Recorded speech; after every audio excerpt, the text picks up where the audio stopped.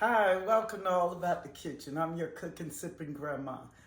Well, today I'm sipping on a little Cabernet Sauvignon, one of my favorites. I often sip on that in the evening. I decided that I'd get up and teach y'all how to make a roux and how to simmer things. Now, a roux is basically the base or the paste for your gravies, your soups, and your sauces, right? And so I'm going to show you how to do that. And then I'm going to show you how to simmer some onions, just to give you an idea of what people mean when they say simmer, okay? And we're going to get started quite quickly with this so we can go on. I have turned my pan on to 3. First thing you do is you put your oil, vegetable oil in the pan. Turn it on to 3. Let it get heated. Once it gets heated, you have a little time to sit while it's heating. Always a good thing to do.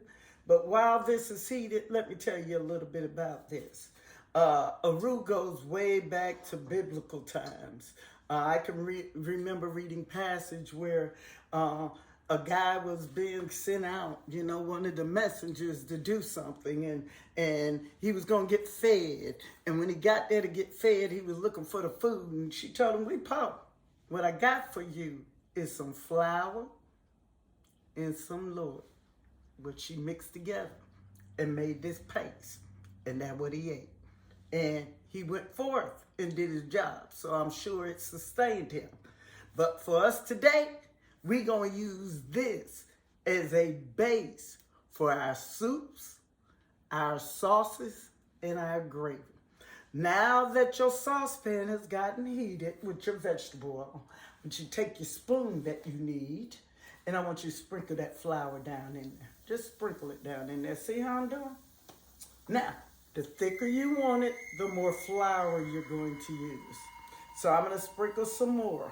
I'm sorry I don't have my earpiece in. I'm sure that's my husband calling. This is 40th time, but we're going to go ahead and make this roux so he can eat when his ass get home, right? All right. So now that I think I got enough of that in there, I'm going to take this spoon, lay it down there, and pick me up a fork, and I'm going to stir this in there. Now, as you stir it in there, try to make sure that you get the lumps out of it, because you don't want lumpy gravy, and it's kind of hard to get lumpy gravy, right? So, don't start with so much. Now, I'll tell you what my mama used to do. She used to turn the broiler oven on, put some flour down there, stick it under there, and brown that flour dry to the temperature that, to the color that she wanted. Say if she wanted a dark gravy, it was more toasty in it, sometimes almost to burnt. And then she'd take that out, and she'd add stuff to that. And that's how she made her sauces. So I'm sure that's how they did them back in the day, for whatever reason. So now I see that this is not quite thick enough for me. See? Now, it's going to make a thick gravy, but I want more gravy. You can put it like that. So what I'm going to do is I'm going to take this and I'm going to sprinkle this in. And I'm going to make it a little thicker. And I'm going to let it run till it gets the color that I want it. See how it's changing in its color? Then we get the consistency, the color that we desire here.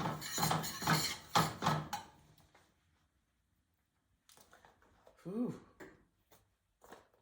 See what it is? Now, all right, now, I'm going to show you that you can make this into a thick paste. Now, when you make this, what I want you to understand is you can freeze this up to 3 to 4 months. You can make it as thick as you want or as thin as you want. Put it in a container, freeze it for about 3 or 4 months. You go to make your turkey or you go to get your stuff done, what do? You just pull your roux out and throw it in and start making your gravy there. Put it over your meat that way.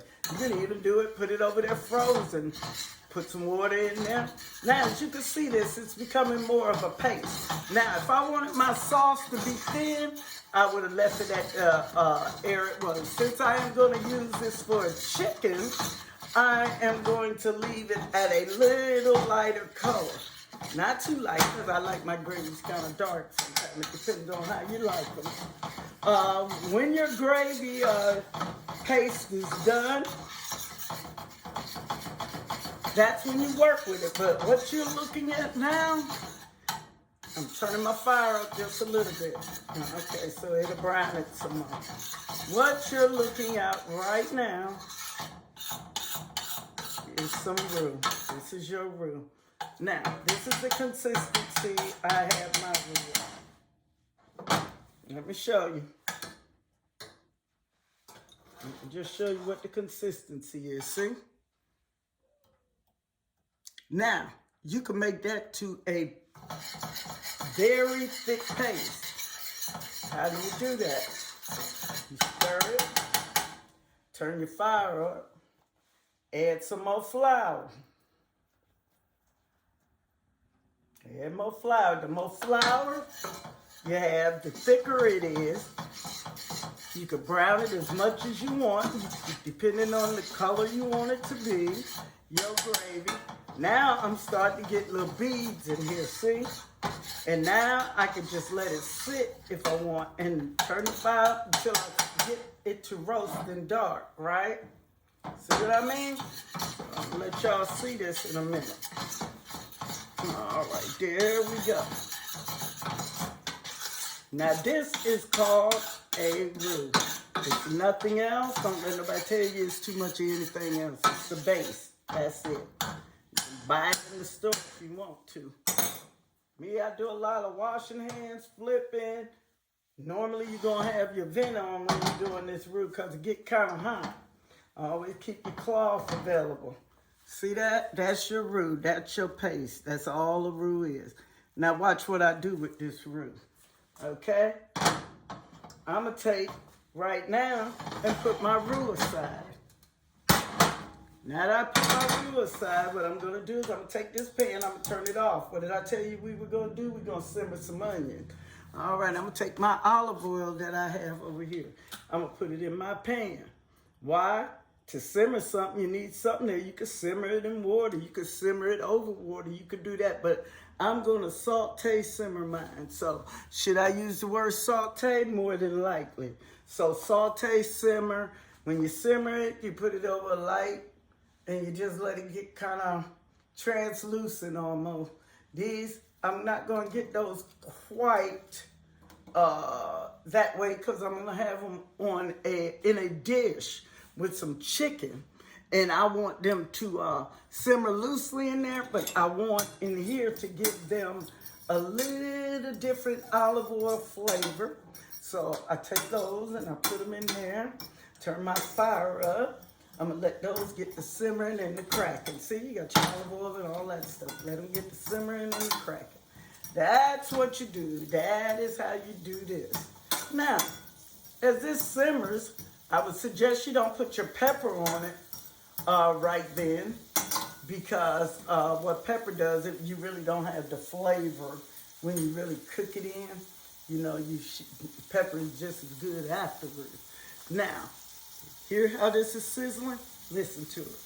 You got to hear your food, right? Because it talk to you and tell you what it's doing, and you can smell it.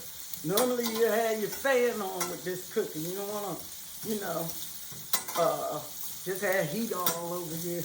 Have yourself all greasy like I might get in a minute. But anyway, you do that to simmer. Now that I got my onions in there simmering, I might say to myself, I'm doing me a little chicken, right? So, what I want that chicken, I think I want that to have a little rosemary taste. So I might go over here, look over here in my little thing, grab me some seasoned rosemary, shake a little bit of that on there. Now, leaf stuff is good to shake on while you're simmering stuff. One thing about salt, when you put it in your pan, see how you got your stainless steel pan now? I'm turning my fire down, guys. You can see it smoking and eating. All right. If you put salt in there right now on your pan, sometimes you mess up your pans. You know these little dents you see people have in their pan? It comes from throwing that salt in that hot pan. You know, you need to make sure that when you put your salt, you're putting it on something now. Your seasonings, your oregano, you know, your leaf things, you know, the powder, that's a whole different thing. But I'm talking about when you got them granular things, you might want to be careful that you don't damage your pot. Now, see how I got these simmered?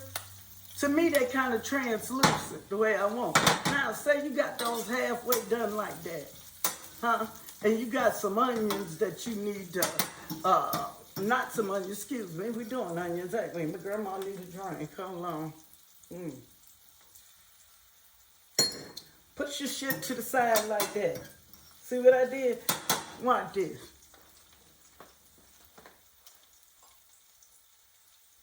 You want to add some portobello mushroom?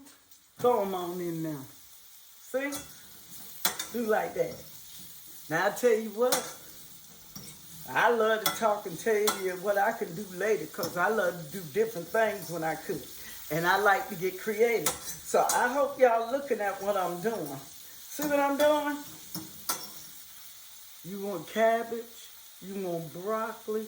You want something like that. I'll show you how to make a quick stir fry. You throw it in a wok up real high with whatever you want on it, whatever kind of flavor you want. That's good. Now, look, oh, these smelling good. People, these smell good. Grandma loves smelling good stuff in the kitchen. You probably mad I didn't answer the phone, but I tell you what, you smell this, you know what. See, those are sauteed. So, now that we know how to saute stuff, and we also know how to what? Do a roux. I'm going to show you how to get creative, put those things together. All right, pan still on, stir your roux. Stir your roux. Now, you could add one or two things to your roux depending on what your flavor is. Now, me, I normally add water, unless I'm doing a stuffing or something like that. But say I'm going to smother some chicken like I'm finna to do, I'm going to add me some water to it because I'm going to add all my other seasonings going to already be on my chicken. So I really don't have to do too much to this, right? But say that I chose, to get creative. What I'm going to do, I'm going to take this right here, I'm going to turn it up. That smells good. Oh, I got some vegetables over here. See my onion mushroom? I think I want to put that over my chicken when I smother it. Maybe I'll put some of this over it, right? So I throw that in the pan, just like that. Stir it in now. See how that looks? See what you got? You got a paste with what you desire. And it smells good. Them onions, mushrooms. Oh, that smells so good. All right, now, your fire's up. Be careful when you're cooking. Always be careful. Now, I'm sorry I had to do this from this angle for you. Y'all don't need to see me that much anyway, because you need to be looking at this pan so you get your food right. So let Grandma tell you what you do. See how that's simmering?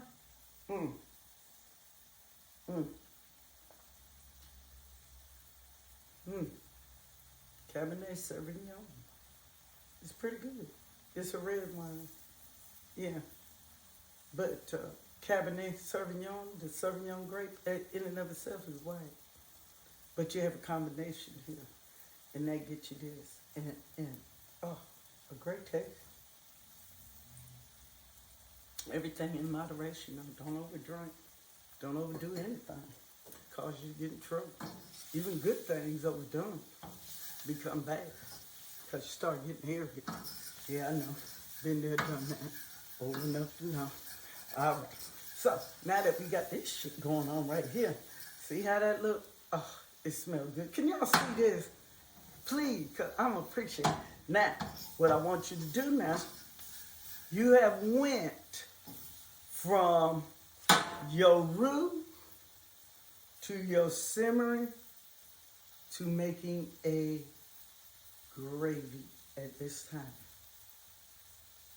You understand? This is becoming a gravy. It's no longer a roux.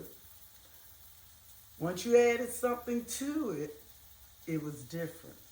Because the roux is the base for all soups, gravies, sauces, and the like.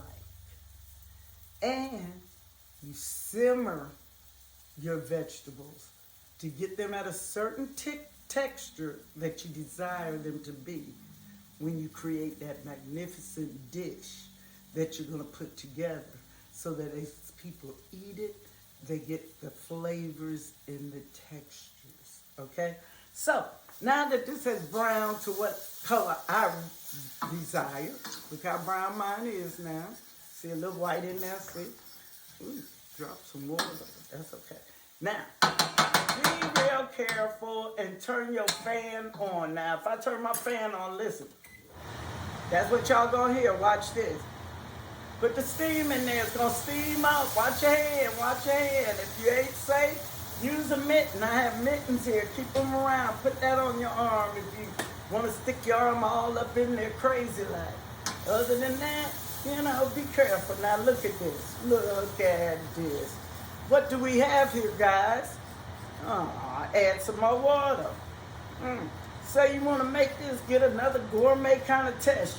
You might wanna add a little dash of steak sauce. You might want to add some Worcestershire sauce. You might want to add, say you wanted to give you a sesame taste. Instead of using that oil, you might have used some sesame oil at the bottom, right? Now, you see how thick it is? The more water you add, the less thickness it's going to do. All right. See that?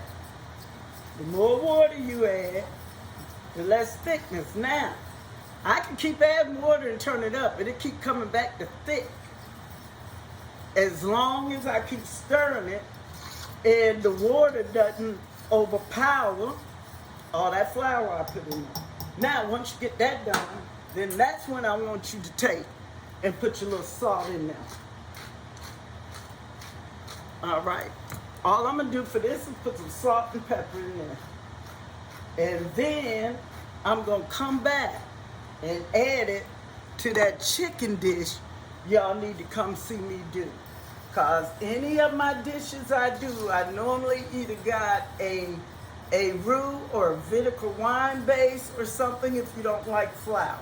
But my people, you have learned one of the greatest things to learn in the kitchen: how to make a roux, the base for your soups, your sauces, your gravies, and other things you want to get creative. Now, I'll tell you what, you also use the same process to make a cheese sauce. You use your fat, and then what do you think you'd add? Not this kind. How about butter if you're going to do a macaroni and cheese? You use a butter as your fat. And you might want to add to that a little milk, a little stuff, add your cheese in. I'll show you how to do that too. But in the meantime, what I'm trying to tell you is get to cracking, get creative, because you now have the basis for going forward to make a unique dish. Come back and see me again here on All About the Kitchen. If this was helpful to you, please like it, share it, and subscribe. And I will have other things for you that hopefully will help you out in the kitchen. Good night, and y'all take care.